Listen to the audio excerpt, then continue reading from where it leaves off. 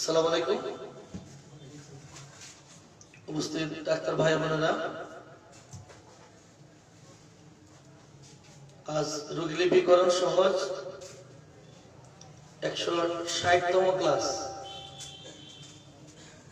রোগী লিপিকরণ সহজ 160তম ক্লাস।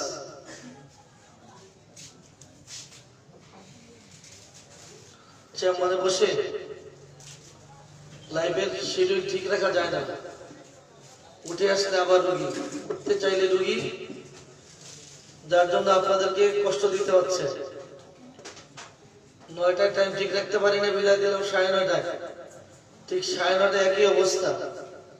যাই হোক, একটু কষ্ট মেনে নেবেন, তাহলে আমি নিয়মিত আসতে পারবো।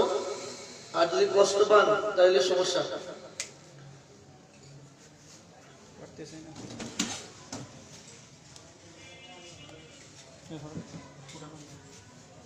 অডিয়েন্স, আমরা গতকাল যে ক্লাসটি করছিলাম, গতকাল যারা আমার লাইভে ছিলেন,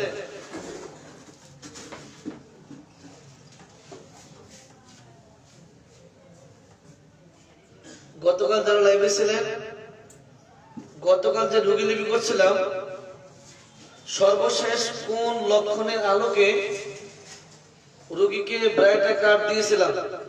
সর্বশেষ কোন লক্ষণের আলোকে ব্রাইটা কার্ড দিয়েছিলাম?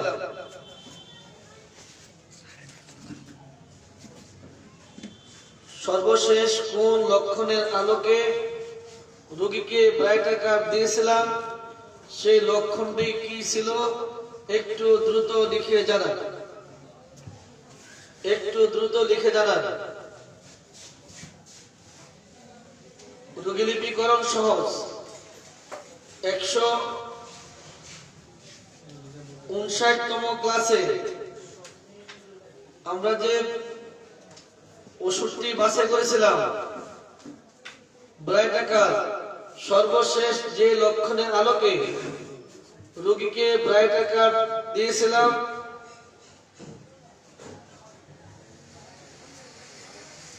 সেই লক্ষণটি কি ছিল? একটু দ্রুত লিখে জানান।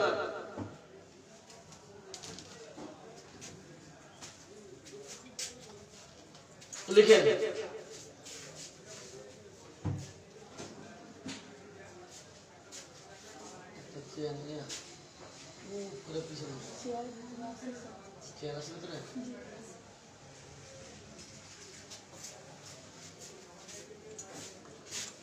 অডিয়েন্স,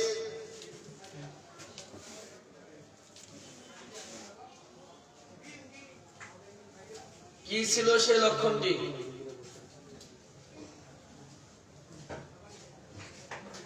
সেই লক্ষণটি কি ছিল? স্বপ্নে ইঁদুর। বের করেন তো পৃষ্ঠা নাম্বারটি কত? স্বপ্নে ইঁদুর পৃষ্ঠা নাম্বারটি কত? স্বপ্নে ইঁদুর দেখে পৃষ্ঠা নাম্বারটি কত? একটু বের করে দেন।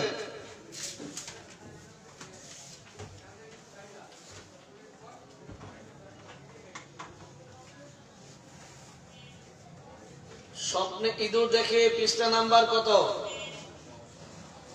যাদের জানা আছে দ্রুত লিখে দেন, তাড়াতাড়ি লিখেন। আজকে আমরা মহিলাদের যৌন জীবন নিয়ে আলোচনা করব। মহিলাদের যৌন জীবন।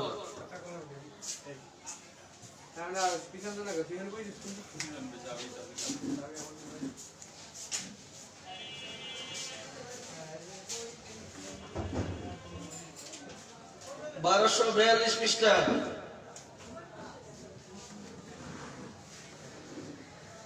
অডিয়েন্স, আপনাদের কাছে জানতে চাই, আজকে আমরা মহিলাদের যৌন জীবন নিয়ে রোগী লিপির ক্ষেত্রে মহিলাদের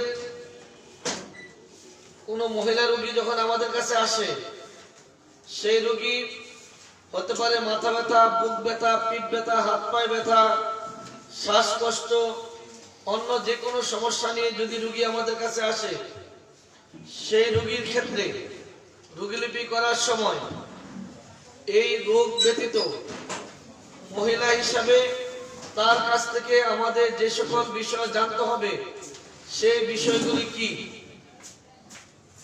একজন মহিলা রোগী হিসেবে তার কাছ থেকে আমাদের কি জানতে হবে?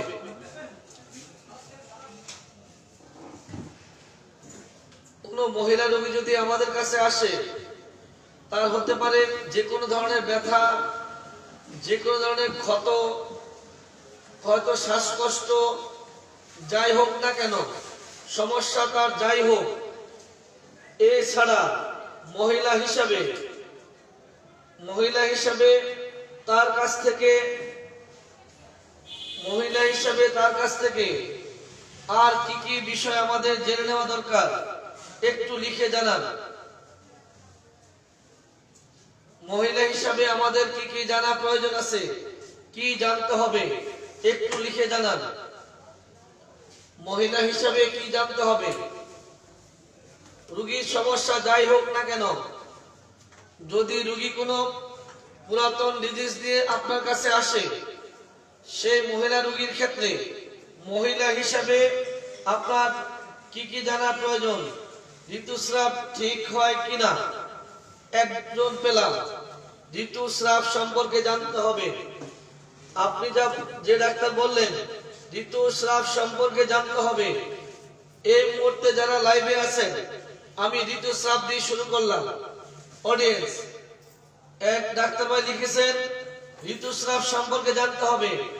আমি আপনাদেরকে সকলকে বলছি, এই মুহূর্তে যে ডাক্তার ভাই বোনেরা লাইভে আছেন, আপনারা একটু আমাকে লিখে জানান ঋতুস্রাব সম্পর্কে আমাদের কি জানতে হবে। ঋতুস্রাব সম্পর্কে কি জানতে হবে? ঋতুস্রাব সম্পর্কে পেন্সিল দাও। ঋতুস্রাব সম্পর্কে কি জানতে হবে? ঋতুস্রাব নিয়মিত না অনিয়মিত? যদি বলি অনিয়মিত, তাহলে আর কি প্রশ্ন করবেন? অনিয়মিত বললে কি প্রশ্ন করবেন? এবার অন্য কেউ চাই, যদি রোগী বলে অনিয়মিত, তাহলে আর কি প্রশ্ন করবেন? অনিয়মিত বললে আর কি প্রশ্ন করার আছে একটু দ্রুত লিখে জানান। মাসিক ঠিক মতো হয় কিনা, মাসে মাসে, আর কিছু দ্রুত লিখেন তাড়াতাড়ি।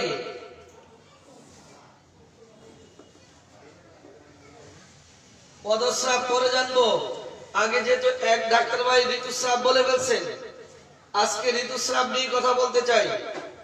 ঋতুস্রাব শেষ হলে পরে আমরা শ্বেতপথী নিয়ে কথা বলবো।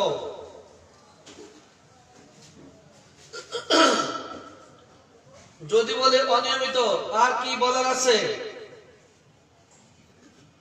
এগিয়ে আসে না পিছিয়ে আসে? এগিয়ে আসে বলতে 28 থেকে 30 দিনের সাইকেলের পরিবর্তে তার চেয়ে কম দিনে চলে আসে, না আরো দেরিতে আসে? কারো 2-4-5 দিন আগে আসে, কারো 5 দিন পরে আসে।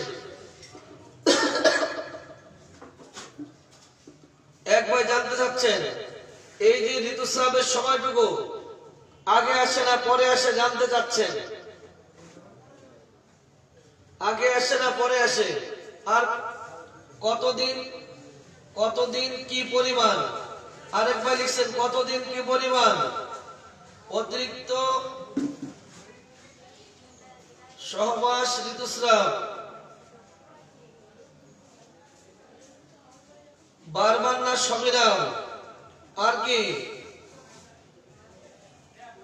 কতদিন যাবত সমস্যাই তো নিলেন না।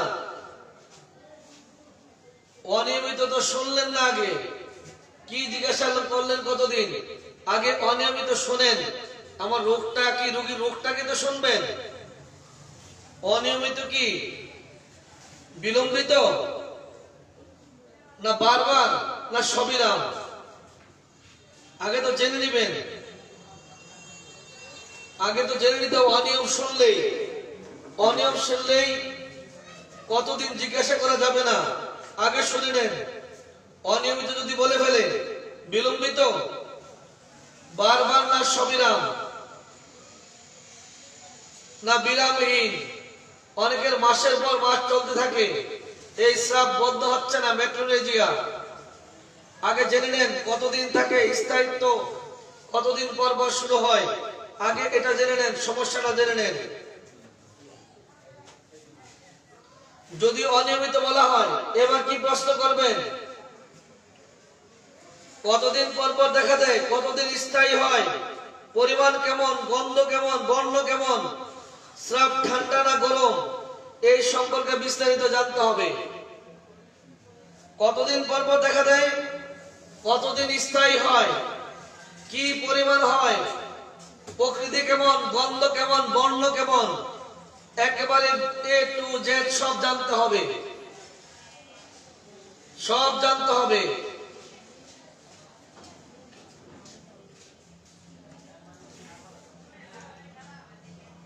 অনিয়মিত বললে কতদিন পর পর দেখা দেয়, কতদিন স্থায়ী হয়, কি পরিমাণে হয়, গন্ধ কেমন, বর্ণ কেমন, স্রাব ঠান্ডা হয় না গরম হয়, এইভাবে জেনে নিতে হবে। কিছুদিন কম, কিছুদিন বেশি, একটানা বেশি চলতে থাকে কিনা, ওটার প্রকৃতিগুলা কেমন, একদম বিস্তারিত জেনে নিতে হবে। পরবর্তী নাম্বার, কত বছর বয়সে প্রথম ঋতুস্রাব হয়েছিল?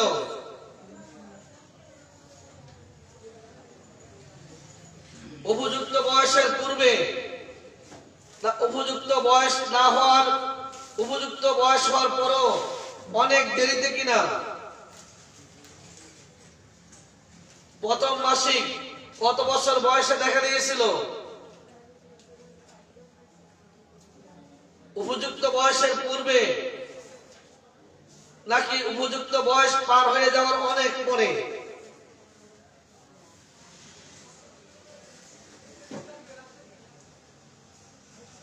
মেনোপজকালীন ঋতুস্রাব হয় কিনা? অনেকের মেনোপজ চলে আসলো, মেনোপজ চলছে,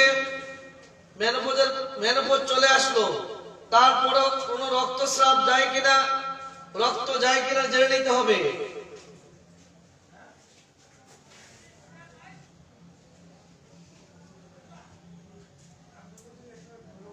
ঋতুস্রাবে কোনো ব্যথা আছে কিনা, ঋতুস্রাবের পূর্বে, ঋতুস্রাবের সময়, ঋতুস্রাবের পরে কোনো ধরনের ব্যথা আছে কিনা, মাসিকের মধ্যে কোনো ধরনের ব্যথা আছে কিনা,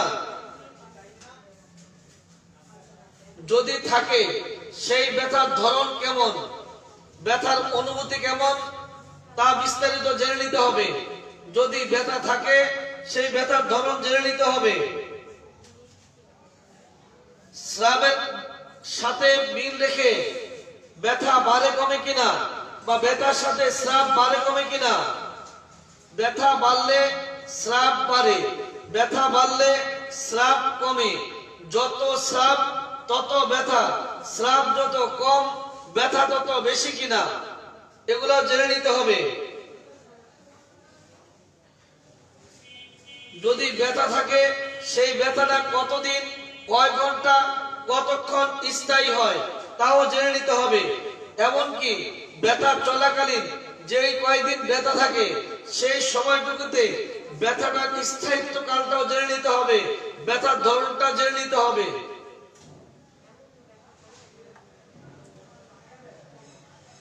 ঋতুস্রাবটা বর্ণ, ঘনত্ব, পরিমাণ এগুলি যেন বাদ না পড়ে যায়।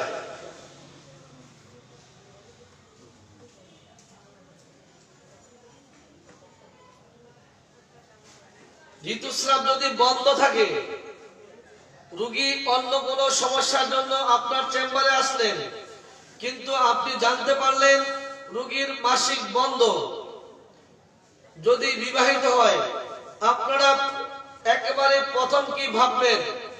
বিবাহিত যদি হয় একটু আমাকে লিখে জানান। বিবাহিত যদি হয় একটু লিখে জানান আপনারা প্রথম কি ভাবতে পারেন।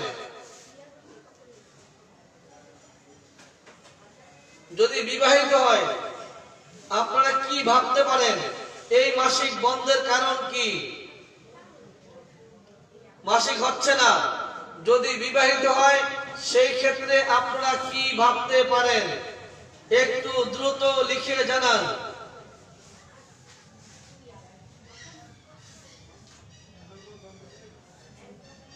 গর্ভবতী কিনা, আর কিছু?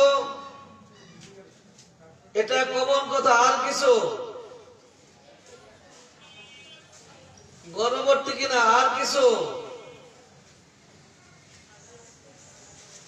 দ্রুত, আর কেউ নাই? এটা বাদ দিয়ে বলেন, যদি রোগী বিবাহিত হয় মাসিক বন্ধ, আর কি ভাবতে পারেন? তাড়াতাড়ি লিখেন।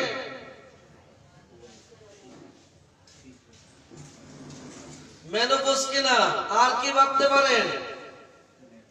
বয়স যদি 30-এর কোটায় থাকে, আর কি ভাবতে পারেন? গর্ভবতী বাদ দিয়ে আর কি আছে?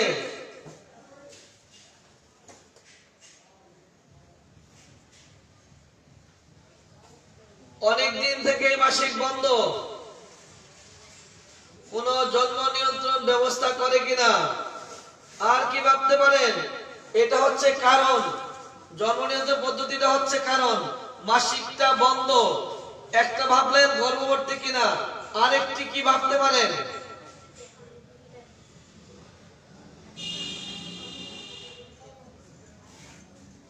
একটি বললেন মাসিক বন্ধ কিনা, বন্ধ হলে গর্ভবতী কিনা, আরেকটি দেখি কে বলতে পারেন? রোগীর বয়স 30-এর কোঠায়।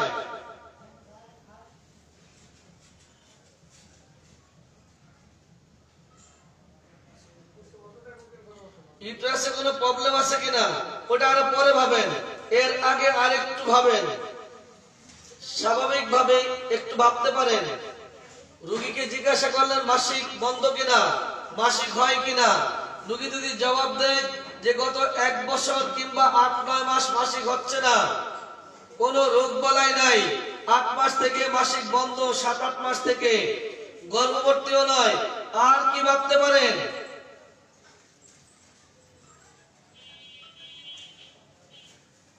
কোন বড়ি খায় কিনা, কোন ইঞ্জেকশন নেয় কিনা, এগুলা কিচ্ছু না। এরকম আরেকটা কারণ খুঁজে বের করেন। বাচ্চা পেটে গর্ভবতী কিনা, আরেকটা কারণ খুঁজেন।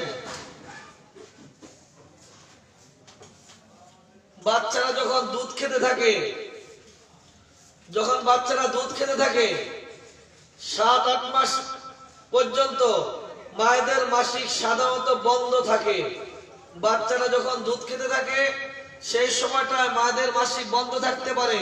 আপনি জানতেই পারেন, যদি গর্ভবতী না হয় তাহলে আপনার ছোট বাচ্চার বয়স কত, বাচ্চা দুধ খাচ্ছে কিনা।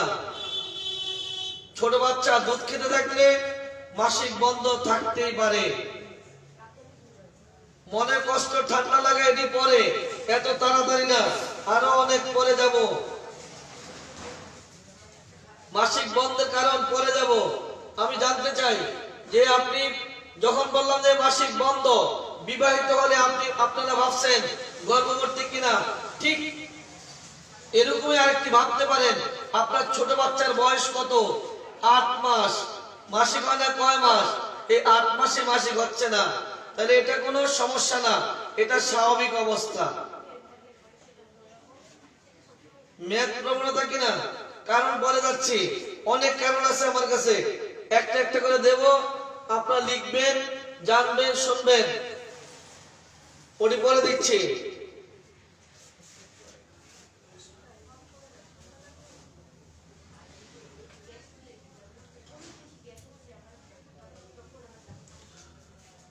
যদি অবরুদ্ধ থাকে ঋতুস্রাব, বিবাহিতের ক্ষেত্রে জানবো গর্ভবতী কিনা,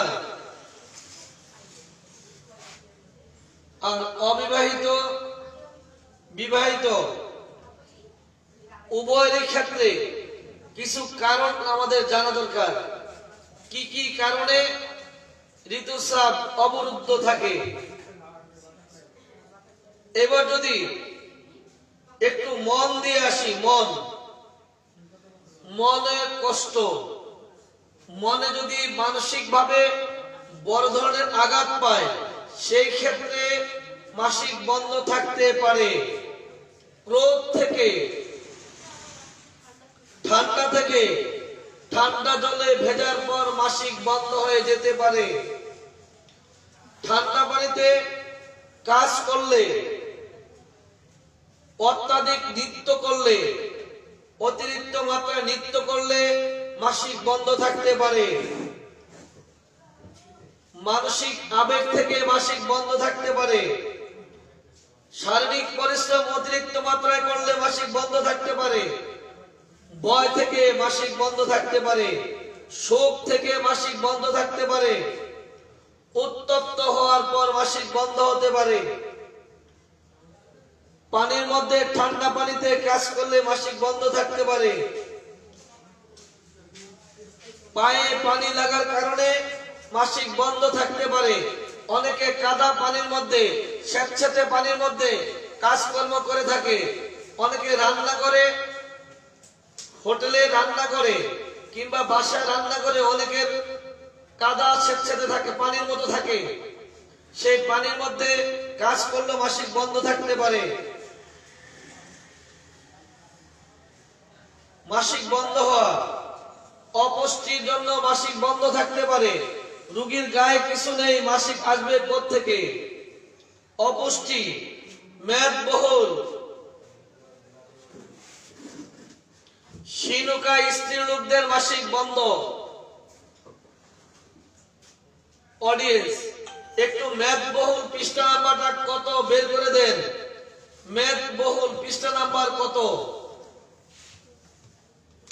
একটু বের করে দেন। মেদবহুল পৃষ্ঠা নাম্বার কত? তাড়াতাড়ি বের করে দেন। মেদবহুল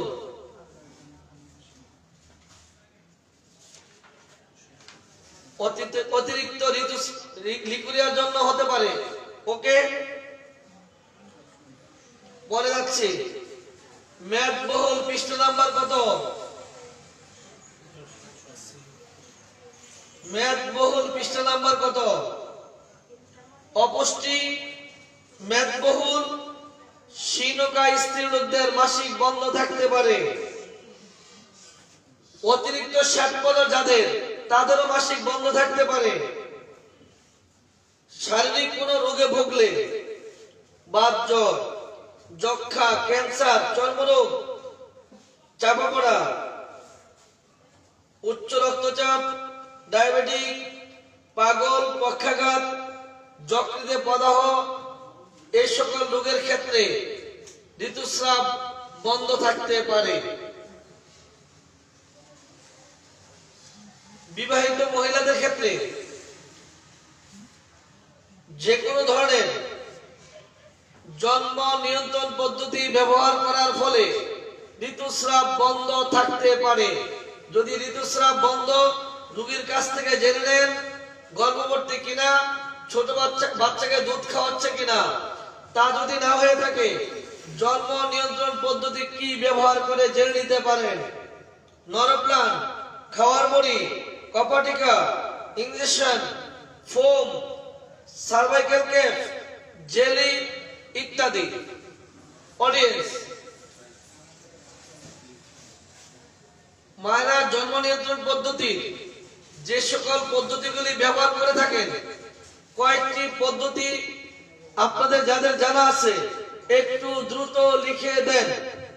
নরপ্লান, খাবার বলি, কপাটিকা, injection, foam, cervical cap, jelly. কোনটি ব্যবহার করে জেনে নিতে হবে। বিবাহিতদের অন্যান্য, গর্ভপাত, যদি অনেকের বাচ্চা নষ্ট হয়ে যায়, বাচ্চা নষ্ট হওয়ার পর অনেক দিন, কয়েক মাস মাসিক বন্ধ থাকতে পারে। অধিক সন্তান প্রসব, এর ফলে হঠাৎ মাসিক বন্ধ থাকতে পারে। অধিক সঙ্গম, যৌন আকাঙ্ক্ষা চাপিয়ে রাখার ফলেও মাসিক বন্ধ থাকতে পারে।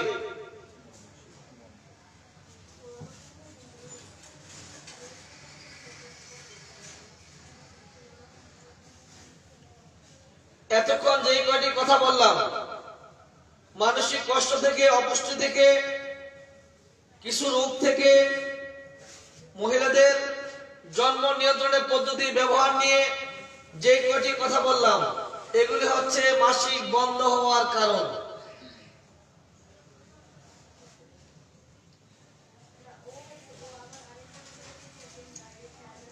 অতিরিক্ত রক্তস্রাব, মেট্রোরেজিয়া, যেটা প্রচুর রক্তক্ষরণ যেখানে হয়, কিংবা ঋতুস্রাব প্রচুর বা বারবার হলে, বিবাহিত অবিবাহিত উভয়ের ক্ষেত্রে আপনাকে যা জানতে হবে তা হলো এই: গর্ভপাত,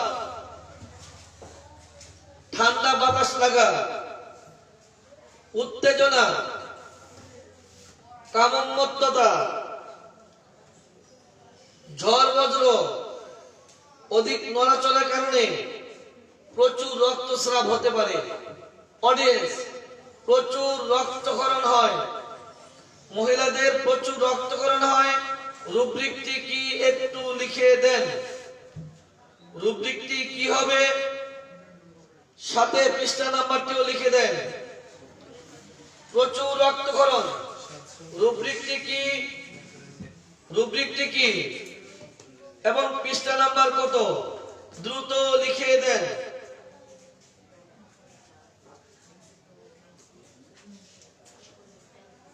তাড়াতাড়ি লিখেন।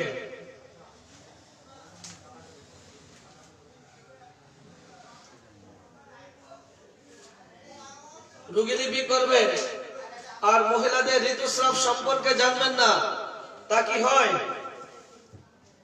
একদম না। অডিয়েন্স, রুব্রিকটি কি হবে? প্রচুর রক্তক্ষরণ, অতি রজ। রুব্রিকটি কি হবে? মেট্রোরেজিয়া। 729। ফার্স্ট গ্রেডে ওষুধ কয়টি? যে পারেন দ্রুত একটু কাউন্ট করে দেন। ফার্স্ট গ্রেডে ওষুধ কয়টি? তাড়াতাড়ি লিখেন।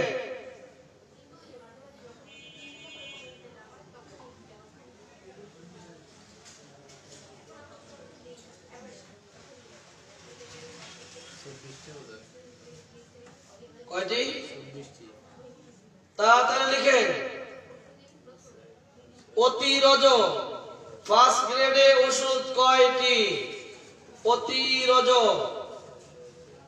অতি রজ 24টি। অডিয়েন্স, একটু ভাবেন তো, একটু ভাবেন। সেবাইনা, মেলিফোলিয়াম, লেকেসিস, কোডেলা সলিডাস, বেলেডোনা, আর কতদিন দেব?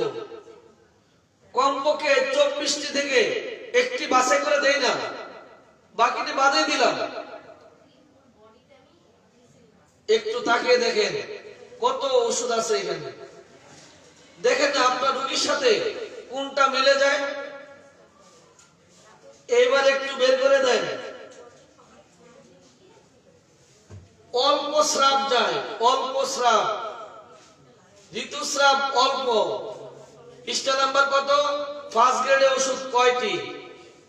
ঋতুস্রাব অল্প। ফার্স্ট গ্রেডে ওষুধ কয়টি? পৃষ্ঠা নাম্বার কত?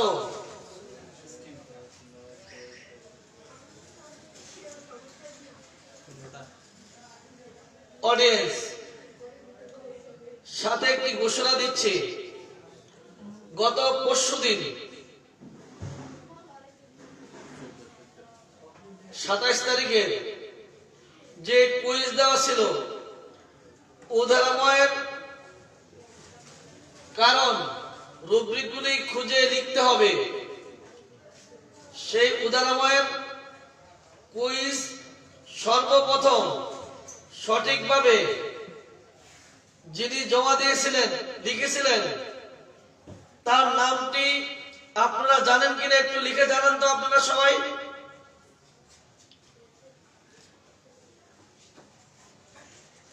সাতাইশ তারিখে যে 36টি রুব্রিক দিয়েছিলাম ডায়রিয়ার কারণ, সবার আগে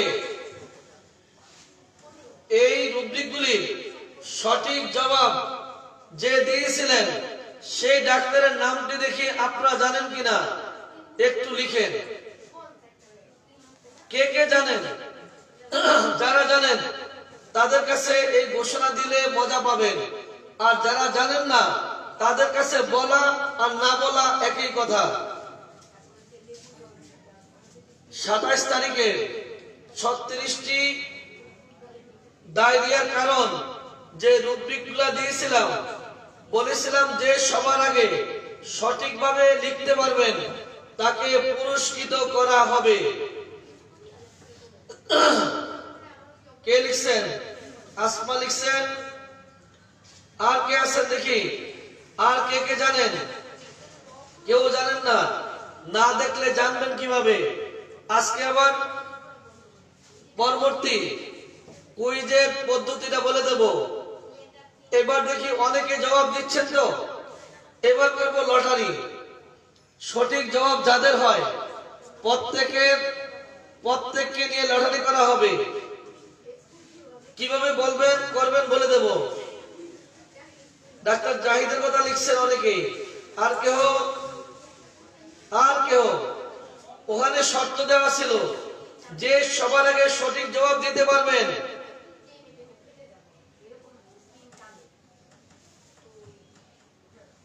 সবার আগে সঠিক লিখতে পারলে যিনি লিখছেন এই জয়নুল আবদিন, আপনারটাও সঠিক হয়েছে।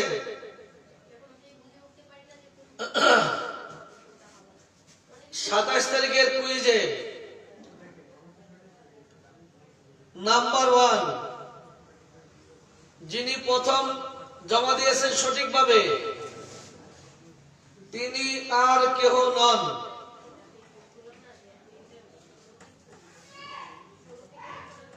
আর কেউ লিখতে পারছেন না? আর কেউ লিখতে পারলেন না? একজনের নামই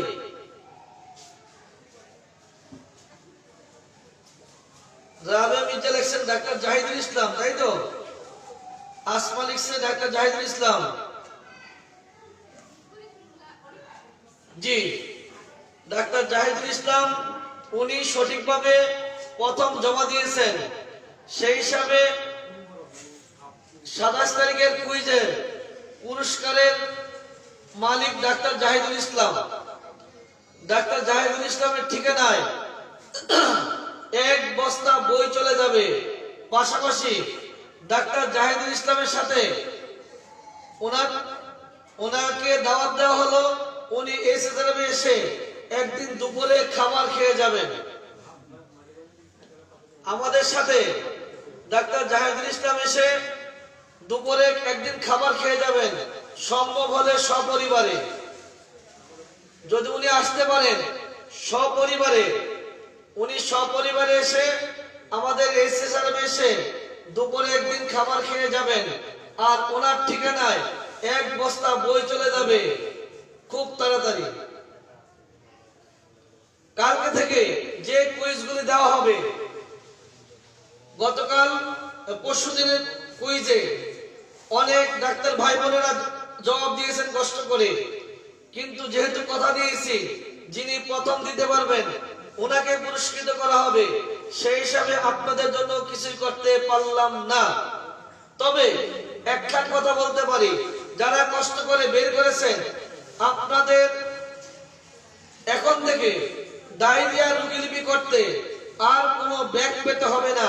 রোগীকে যদি প্রশ্ন করতে পারবেন এটুকু বলতে পারি, কালকে থেকে এসএসআরএফ থেকে যে কটি কুইজ দেওয়া হবে, কালকে থেকে যত কুইজ দেওয়া হবে, যে টাইম বলবো সেই টাইমের মধ্যে যারাই সঠিক জবাব দিবেন প্রত্যেকের নাম্বারগুলো একসাথে করে লটারি করে আপনাদের একজনকে বাছাই করব, যেহেতু 1.5 দিন পর পরে চলবে। যারা সঠিক লিখেছেন লিখবেন, আপনারা যারা অ্যান্সার দিবেন নিচে আপনার নাম এবং মোবাইল নাম্বারটি দিয়ে দিবেন। যারা অ্যান্সার লিখবেন নাম মোবাইল নাম্বারটা দিয়ে দিবেন, যা ঠিকানা সহ নাম ঠিকানা মোবাইল নাম্বার দিবেন, যাতে করে আপনার ঠিকানায় আমরা পুরস্কার পাঠাতে পারি, তাতে যেন কষ্ট না হয়। আগামী দিন থেকে যে কুইজ দেওয়া হবে, এই কুইজ যারা সঠিক অ্যান্সার দিবেন নির্ধারিত সময়ের মধ্যে প্রত্যেকের নামে স্লিপ করে লটারি করে সেখান থেকে একজনকে বাছাই করা হবে, পুরস্কার পাওয়া হবে, পাশাপাশি রুব্রিকগুলো জানা হবে। অডিয়েন্স আসল কাজে আসি। অল্প মাসিক তো আপনারা লিখলেন, ব্যথাযুক্ত মাসিক ফার্স্ট গ্রেডে ওষুধ কয়টি? ব্যথাযুক্ত মাসিক ফার্স্ট গ্রেডে ওষুধ কয়টি একটু লিখে জানান। ব্যথাযুক্ত মাসিক না, উনি কাছে নাই, উনি আছেন এখন রংপুরে, ওনার সপরিবার দাওয়াত দেওয়া আছে। রংপুর থেকে আসবেন, এসে একদিন দুপুরে আমাদের সাথে খাবার খেয়ে যাবেন সপরিবারে।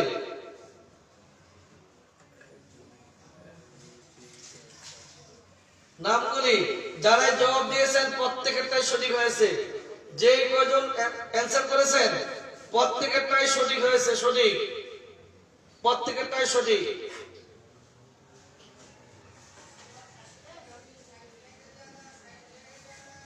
গুড। আরেকটি সুন্দর প্রস্তাব, যদি জবাবগুলো আমার ইনবক্সে দেন তাহলে সুবিধা হচ্ছে, আরেকজনে দেখতে পারবে না। জবাবগুলি আমার ইনবক্সে দিবেন। তবে আপনারা কে কে জবাব দিয়েছেন এই যেই প্রতিযোগিতাটা, ওটার মধ্যে লিখতে হবে যে আমি জবাব দিয়েছি, আমার ঠিকানাটা এই, আমার ইনবক্সে জবাব দিবেন, তাহলে একজনটা আরেকজন দেখতে পারবে না। চমৎকার পরিকল্পনা। রংপুরে কোথায় আসছি বলবো, আর 2 দিন পরে বলছি। আমার ইনবক্সে জবাব দিবেন, কিন্তু যে পোস্টটি দেব, যে কুইজটি দেব, কুইজের নিচে আপনাকে লিখতে হবে আমি জবাব পাঠিয়েছি, আমার ঠিকানা এই, দিয়ে দিবেন। এক সুবাদে আপনারা রুব্রিকগুলি জেনে যাবেন। আমি প্রতিদিন যে কাজগুলি করি সেখান থেকে আমি দেব, আপনি একটু খুঁজতে থাকেন, আমিও কাজ করি আপনারাও করেন, তাই তো হলো।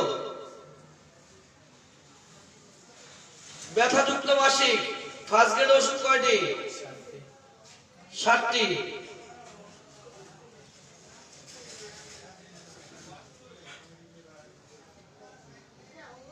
বয়স তো 20 বছর, 20 পানি দিচ্ছে কিন্তু মাসিক হচ্ছে না, রুব্রিকটি কি হবে একটু লিখে জানান।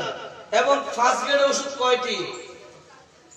রোগীর বয়স 20, প্রথম মাসিক বিলম্বিত, প্রথম মাসিক হচ্ছে না, রুব্রিকটি কি হবে একটু দ্রুত লিখে পাঠান, একটু দ্রুত লিখেন। মাসিকের আরো অনেক কথা আছে। রোগীর প্রথম মাসিক বিলম্বিত, প্রথম মাসিক হচ্ছে না, রোগীর বয়স 20, এখনো প্রথম মাসিক হয়নি, ফার্স্ট গ্রেডে ওষুধ কয়টি এবং রুব্রিকটি কি হবে? 6টা sir. Delayed in girls first bench. দ্রুত লিখেন, কয়টি ওষুধ? প্রথম মাসিক বিলম্বিত, রুব্রিকটি কি হবে? অনেক রোগী পাবেন চেম্বারে ঢুকলে, প্রথম মাসিক শুরু হয় নাই, বয়স 18-20 পানি দিয়েছে, প্রথম মাসিক বিলম্বিত, ফার্স্ট গ্রেডে ওষুধ কয়টি?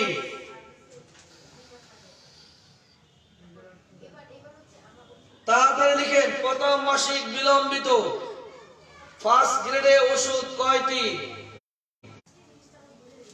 ফার্স্ট গ্রেডে ওষুধ কয়টি? আর রুব্রিকটি বা কি হবে? রুব্রিকটি কি হবে? ডিলেড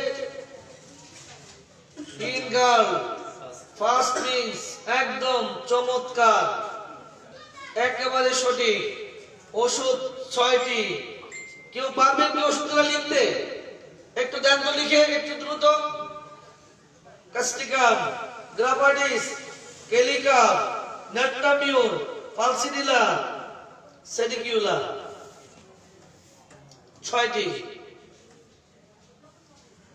কাস্টিকাম, গ্রাফাডিস, কেলিকাম, নেট্টামিউর, ফালসিডিলা, সেডিকিউলা।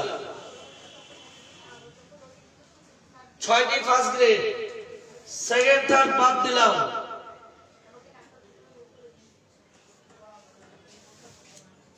এবার একটু বলেন তো,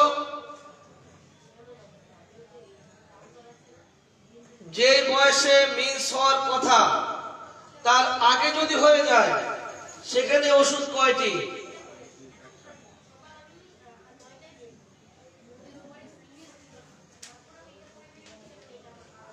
যে বয়সে হওয়ার কথা তার আগে যদি হয়ে যায়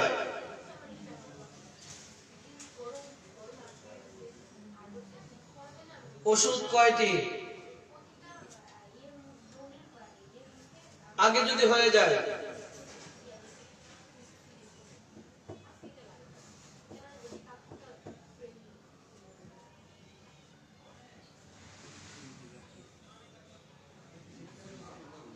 একটি।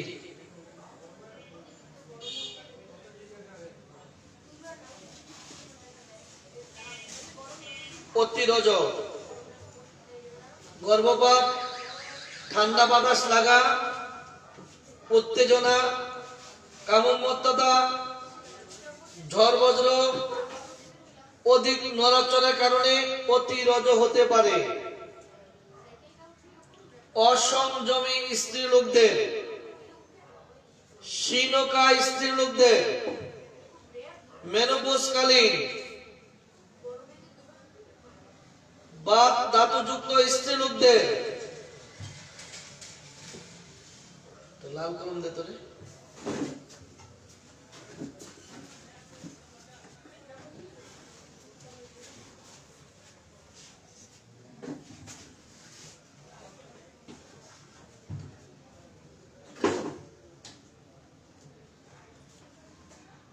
বিবাহিত স্ত্রী লোকদের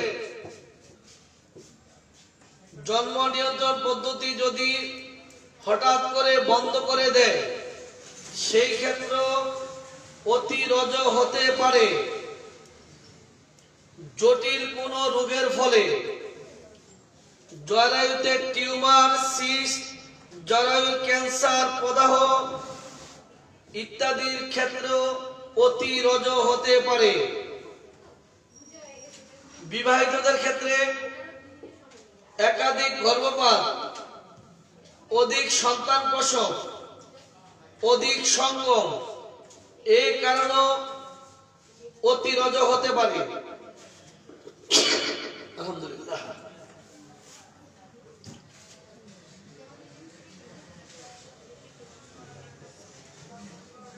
এবার আপনি জানতে পারেন ঋতুস্রাবের ঘনত্ব। ঋতুস্রাবের ঘনত্ব, আপনার ঋতুস্রাবের ঘনত্ব কেমন? ঘন, পাতলা, চটচটে, তরল রক্তের মধ্যে চাপচাপ। অডিয়েন্স, আমাকে একটু ঋতুস্রাবের ঘনত্ব সম্পর্কে একটু লিখে জানান। ঘন, পাতলা, চটচটে, তরল রক্তের মধ্যে চাপচাপ। ঋতুস্রাবের পরিমাণ সামান্য, প্রচুর, অতি রজস্রাব, দীর্ঘস্থায়ী, স্বল্পকালীন, মাত্র 1 দিন, 1 ঘন্টা, কেবলমাত্র দিবা নিদ্রার মধ্যে, নিদ্রার মধ্যে বেগে নির্গত হয় কিনা জানতে হবে। পরিমাণ সামান্য, প্রচুর, অতিরজ, দীর্ঘস্থায়ী, স্বল্পকালীন, মাত্র একদিন কিংবা 1 ঘন্টা, কেবলমাত্র নিদ্রার মধ্যে বেগে নির্গত হয় কিনা জানতে হবে। মাত্র 1 ঘন্টা ঋতুস্রাব স্থায়ী হয়, ওষুধটির নাম কি? মাত্র 1 ঘন্টা ঋতুস্রাব স্থায়ী হয়, ওষুধটির নাম কি? ওষুধগুলির নাম কি? ঋতুস্রাব মাত্র 1 ঘন্টা স্থায়ী হয়, ওষুধগুলির নাম কি? ঋতুস্রাব মাত্র 1 ঘন্টা স্থায়ী হয়। পৃষ্ঠা নাম্বার কত? ওষুধগুলির নাম কি? পৃষ্ঠা নাম্বার কত? ওষুধগুলির নাম কি? ঋতুস্রাব মাত্র 1 ঘন্টা স্থায়ী হয়, মাত্র 1 ঘন্টা স্থায়ী হয়।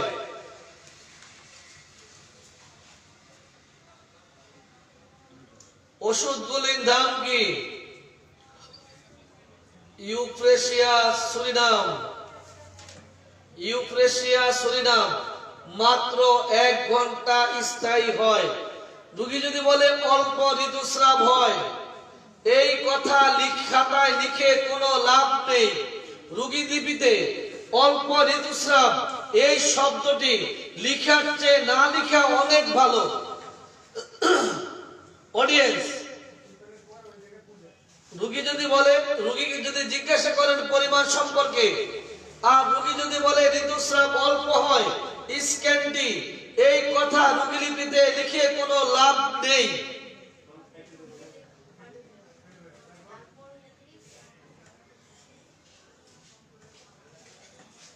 এই অল্পর মধ্যে কয় দিন, কয় ঘন্টা, কি পরিমাণ সব লিখতে হবে। তা না হলে এই রোগীর ঋতুস্রাব অনিয়ম, এটা লিখে কোনো লাভ নেই। কি লাভ? অনিয়মের অনেক কথা। কারো 2 মাসিকের মাঝখানে আবার মাসিক চলে আসে, কারো মাসিক চলতেই থাকে, কারো মাসিক 1 দিন, 1 ঘন্টা, 2-1 ফোঁটা দেখা যায়, কারো মাসিক কিছুই দেখা যায় না, গোপন মাসিক চলে। কয়েক মাস বন্ধ, অনিয়ম শুনে লাভ কি? যদি বিস্তারিত জানতে পারেন তাহলে জানেন, তা না হলে অযথা এভাবে রোগীকে কষ্ট দেওয়া যাবে না। ঋতুস্রাবের বর্ণ উজ্জ্বল লাল, বাদামি কালচে, চাপ চাপ কালচে, সবুজ, ধূসর বর্ণ, রক্তাক্ত, শ্লেষ্মার মতো কিনা জানতে হবে। ঋতুস্রাবের গন্ধ কেমন? স্বাভাবিক গন্ধ, দুর্গন্ধ, অ্যামোনিয়ার গন্ধ, পচা মাছের গন্ধ, বসবান্তিক স্রাবের গন্ধ, ঝাঁঝালো গন্ধ, টক গন্ধ, উগ্র গন্ধ কিনা জানতে হবে। ঋতুস্রাব দুর্গন্ধ, পৃষ্ঠা নাম্বার কত? ঋতুস্রাব দুর্গন্ধ, পৃষ্ঠা নাম্বার কত?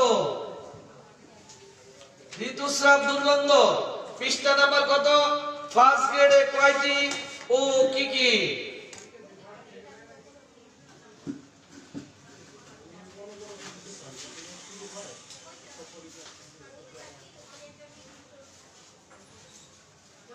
ঋতুস্রাবের দুর্গন্ধ, ফার্স্ট গ্রেডে ওষুধ কয়টি ও কি কি? কি কি দেওয়া দরকার নাই। ফার্স্ট গ্রেডে ওষুধ কয়টি? ঋতুস্রাবের দুর্গন্ধযুক্ত ঋতুস্রাব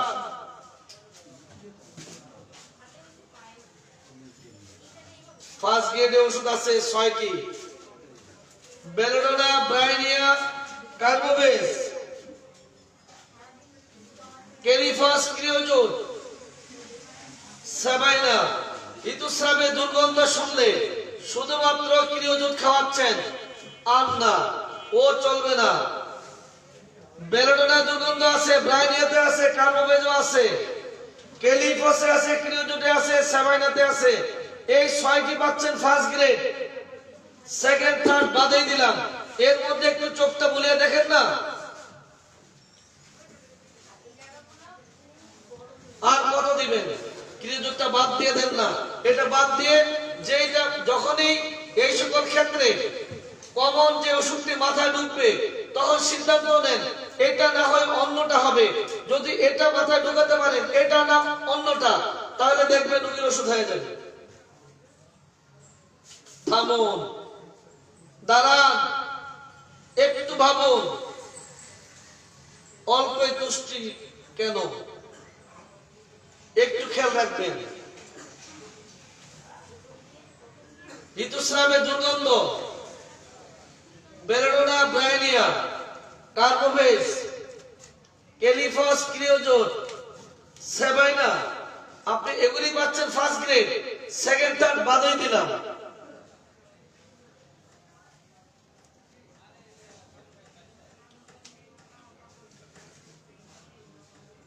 টক গন্ধযুক্ত ঋতুস্রাব ওষুধ কয়টি? টক গন্ধযুক্ত ঋতুস্রাব ওষুধ কয়টি? টক গন্ধযুক্ত ঋতুস্রাব ওষুধ কয়টি? অডিয়েন্স, টক গন্ধযুক্ত ঋতুস্রাব ওষুধ কয়টি? তাড়াতাড়ি লিখেন। টক গন্ধযুক্ত ঋতুস্রাব ওষুধ কয়টি? 3টি। সত্যি। কার্বোভেজ, সিমিসিমিউগা, সালফার। কার্বোভেজ, সিমিসিমিউগা, যার অপর নাম একটিয়া রেসিমোসা। তারপরে আছে সালফার। অডিয়েন্স, রোগীলিপির ক্ষেত্রে গতকাল বলেছি একটি ইঁদুরও যেন বাদ না পড়ে। আজকে বলছি একটি গন্ধ যেন বাদ না পড়ে।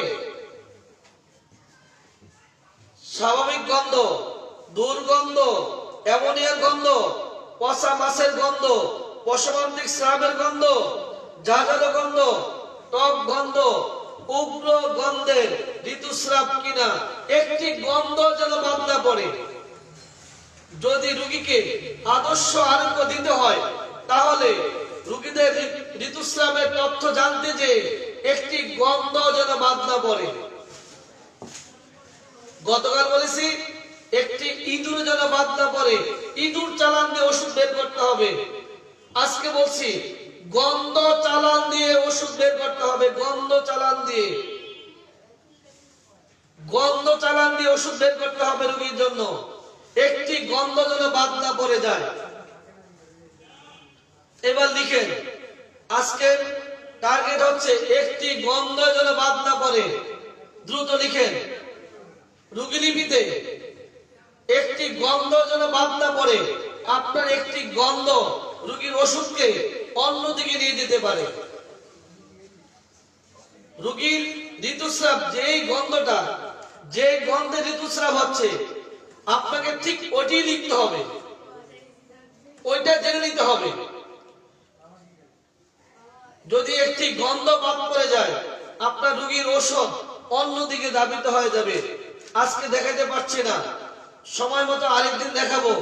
যদি রোগীদের ঋতুস্রাবের ক্ষেত্রে শুধু গন্ধটা যদি আপনার একটু এলোমেলো হয় ওষুধ অন্যদিকে চলে যাবে, আপনি ওষুধ খুঁজেই পাবেন না।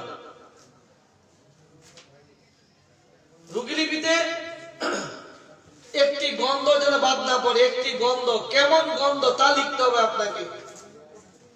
যেমনি করে মাসিকের ক্ষেত্রে স্বাভাবিক গন্ধ, দুর্গন্ধ, অ্যামোনিয়ার গন্ধ, মাছ, পচা মাছের গন্ধ, প্রসবান্তিক স্রাবের গন্ধ, ঝাঁঝালো গন্ধ, টক গন্ধ, উগ্র গন্ধ, একটি গন্ধ যেন বাদ না পড়ে। কারণ আপনার একটি গন্ধ বাদ পড়লে রোগীর ওষুধ অন্যদিকে চলে যাবে। রোগীলিপিতে কোনো গন্ধ যেন বাদ না পড়ে, এই টার্গেট আমাদেরকে নিতে হবে। গতকাল বলেছি একটি ইঁদুর যেন বাদ না পড়ে। স্বপ্নে ইঁদুর দেখে সে ইঁদুর দিয়ে আমাদের ওষুধ চলে আসছে গতকাল ব্রাইটাকার। আর আজকে বলছি একটি গন্ধ যেন বাদ না পড়ে। আপনার একটি গন্ধ দিতে পারেন, আপনার একটি ওষুধের সন্ধান, একটি গন্ধ। দেখেন অ্যামোনিয়ার গন্ধ যদি হয়, অ্যামোনিয়ার গন্ধ যদি হয়, ওষুধের নাম ল্যাককেন। বলেন, যদি আপনি গন্ধটা লিখতে পারলেন না, অ্যামোনিয়ার গন্ধটা না লিখলে ওষুধটা অন্যদিকে চলে যাবে। অ্যামোনিয়ার গন্ধটা দিলে আপনাকে ল্যাককেনকে একবার স্মরণ করতে হবে। একটি গন্ধ পারে আপনার ওষুধটাকে অন্যদিকে ডাইভার্ট করতে। অতএব রোগীলিপিতে কোনো কথা বাদ করতে পারবে না। এই ব্যাধিতে একটি মাত্র কঠিন কাজ, সে কাজটি হচ্ছে রোগীলিপি করা।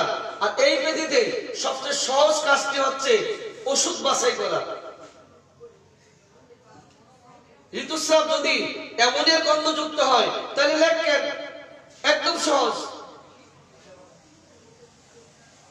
এই ব্যাধিতে রোগীলিপি করাই কঠিন কাজ, কিন্তু ওষুধ বাছাই এর চেয়ে সহজ আর কোনো কাজ নেই। এই ব্যাধিতে ওষুধ বাছাই হলো সবচেয়ে সহজ কাজ, কিন্তু রোগীলিপিটা একটু কঠিন, অত কঠিন না। ভয়ের কোনো কারণ নেই, অত কঠিন না। নিয়ম জানলে একদম সহজ। গন্ধ চিরুনি চালান দিয়ে বের করব ইনশাআল্লাহ। গন্ধ, অ্যামোনিয়ার গন্ধ দিয়ে ঋতুস্রাব থেকে আমরা যেমনি করে ল্যাককেনকে বের করব, ঠিক এমনি যে কোনো রোগীলিপিতে যে কোনো তথ্যের ক্ষেত্রে, পায়খানা কিংবা প্রস্রাব, ঘাম কিংবা যাই বলি না কেন, সকল ক্ষেত্রে বমি কিংবা ডায়রিয়া, সকল ক্ষেত্রে গন্ধটাকে আমরা ছেড়ে দেব না। যেমনি করে ছেড়ে দেব না ঋতুস্রাবের মধ্যে, কালকে ইনশাআল্লাহ বেঁচে থাকলে আগামী দিন শ্বেতপদের মধ্যে গন্ধকে বাদ তো দেবই না। গন্ধ কালকে গন্ধ চালান দেব লিকুরিয়াতে, দেখি ওষুধ পালায় কোথায়, পালাবি কোথায়। কালকে লিকুরিয়াতে গন্ধ চালান দেব, ওষুধ বের হবে না। মানে কি অডিয়েন্স, যদি আজকে ক্লাস আপনাদের ভালো লাগে তাহলে শেয়ার দিয়ে আরেক ভাইকে সুযোগ করে দেন, শেয়ার দিয়ে দেন, আরেকজন যেন দেখতে পারে, আর অন্য আরেকজনকে দেখার সুযোগ করে দিবেন। অন্যরা যদি দেখতে চায় কি করে ঢুকতে পারে, কি করে পাবে, একটু শেয়ার যোগাযোগ করবেন। আজকের ক্লাস কেমন লাগলো দ্রুত লিখে দেন, এক্ষুনি চলে যাচ্ছি। রোগীদের কাজ চলছে, রোগী দেখতে হবে, তারপর আবার নাকি বাসায় যাওয়া লাগবে, যাওয়া লাগবে। ইনশাআল্লাহ যাব, রোগী দেখা শেষ করবো, পরে বাসায় যাব। রোগীদের কষ্ট হচ্ছে, আর দেরি করবো না। আপনাদের কষ্ট হচ্ছে, আপনারা তো ঘুমাবেন। আগামী দিনে কুইজ আগামী দিনে দেখতে পাবেন ইনশাআল্লাহ। তবে কালকে থেকে কুইজ দিলে সকলে জবাব দিবেন। এই কারণে যাদেরটা সঠিক হবে তবে আমার ইয়েতে দিবেন, কিসে দিবেন জানি, আমার ইনবক্সে দিবেন। ওটা কোনটা মেসেঞ্জারে, আমার ইনবক্সে দিয়ে দিবেন। আর যেখানেই আপনাদেরকে কুইজ দেব ওখানে লিখে দিবেন আপনারা কে কে জবাব দিয়েছেন, আপনাদের ঠিকানা, মোবাইল নম্বর সব দিয়ে দিবেন, যাতে করে আপনাদের পুরস্কারের বস্তা আপনাদের বাড়িতে পৌঁছে দিতে পারি। বেশি কিছু দিতে পারবো না, কিছু বই দেওয়ার চেষ্টা করি ইনশাআল্লাহ। ডাক্তার জাহিদুল ইসলাম ধন্যবাদ দিয়েছেন, আপনার পুরস্কার আপনার বাড়িতে চলে যাবে। আর আপনার সপরিবারে এই সিজনে দুপুরে খাবার দাওয়াত রইল। যেদিন আসবেন তার আগের দিন জানিয়ে দিবেন কোন দিন আপনি আসবেন আপনার সপরিবারে। আমাদের এই সিজনে ডাক্তারদের সাথে একবেলা দুপুরে খেয়ে যাবেন ইনশাআল্লাহ। আপনার বাচ্চাদেরকে নিয়ে আপনি ভালো থাকেন, দাওয়াত রইল আপনার। আর আপনার যেখানে আপনি আছেন সেখানে ঠিকানা বিস্তারিত পাঠিয়ে দিবেন, মোবাইল নাম্বার সহ, যাতে করে আপনার পুরস্কার আপনার গন্তব্যে পৌঁছে দিতে পারি। ভালো থাকুন। আর পাশাপাশি তার আগে ডাক্তার দেলার হোসেন প্রথম ফার্স্ট কুইজের ডাক্তার দেলার হোসেন, আপনি আপনার মোবাইল নাম্বারটি এবং ঠিকানা আমার ইনবক্সে পাঠিয়ে দিবেন, অথবা ওই যেখানে আপনি জবাব দিয়েছিলেন, যেখানে কুইজের অ্যান্সার দিয়েছেন সেটার মধ্যে আপনার ঠিকানা দিয়ে দিবেন, মোবাইল নাম্বার, ঠিকানা। আপনার বই পাঠাতে পারছি না, আপনার মোবাইল নাম্বার এবং আপনার ঠিকানা যেখানে আপনি অ্যান্সার দিয়েছেন ওখানে লিখে পাঠাবেন, তাহলে আপনার বই আপনার ঠিকানা পাঠিয়ে দিতে পারবো। আজকের জন্য এখানে বিদায় নিচ্ছি। আসসালামু আলাইকুম ওয়া রাহমাতুল্লাহি ওয়া বারাকাতুহু।